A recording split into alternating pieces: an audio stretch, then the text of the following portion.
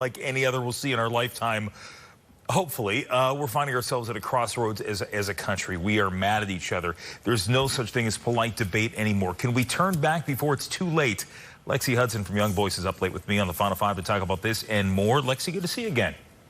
Thanks for having me, John. So we talk about what a democracy we live in as a nation, and this grand experiment that is 200+ years strong. We're really at a turning point, and this is something that people are taking a long, hard look at right now. It's true. It's true. And one example of people taking a look at it, the American Academy for Arts and Sciences, one of the oldest scholarly organizations in the country, started by John Adams, right in the Revolutionary era period. George Washington, Thomas Jefferson, Ben Franklin, they were all members.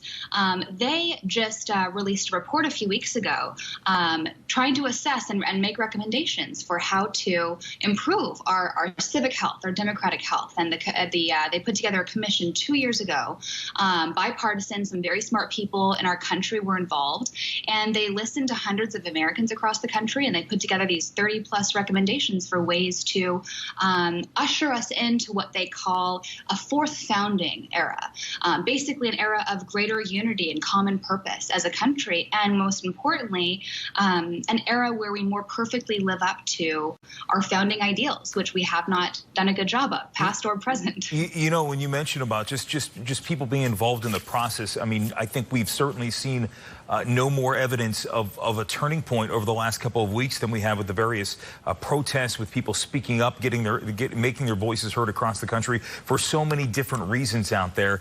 And I'm curious how, when you have people who feel disaffected, who feel disconnected, who feel like they're not being heard, you know, how we can take a look at what democracy is and how this fourth founding can come about with bringing more people into the process and making them feel as though they have a stake in what happens here in Washington and across the country.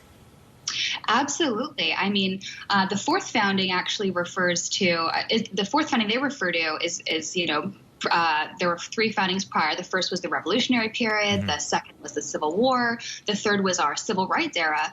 And each era was a time of, as we know, great civil domestic unrest where people were fighting. They were taking to the streets. They were doing exactly what we see happening now, where people said to themselves, you know, we're not taking it anymore. There is injustice, and there's hypocrisy in our society today, and we need to do something about it. So, in my opinion, the protests we see, not the riots, but the protests, are people exercising this fundamental democratic right, which is, you know, free association, free expression, and dissent, political dissent. Like, it's great that we live in a country where we can express our concern and our frustration with our leaders when we see injustice around us. Lexi, so I think it's encouraging. Yeah, I think some of the findings of this report too were calling for things like expanding a representation in the House of Representatives and making Election Day more of a holiday and something that makes it more of a shared experience. But before we go, one thing that came up here was just to talk about getting more people involved in the process, in the American process and the democracy, which is not just about protesting, but it's also about serving your country, whether or not it's through charitable endeavors, whether it's through the military, whether it's through volunteer work elsewhere. Absolutely. A really interesting insight from the report is they look at the 3 prongs of our civic health, which is our institutions, our civil society, and our citizens. And the most important recommendations they make are the ones that focus on what we can do as citizens to restore our civic health. And what they say is we have to rediscover love of country, appropriate as we go to 4th of July tomorrow, and also love of one another as our fellow citizens, and respecting them and living out our founding ideals of equality and justice for all in our every day.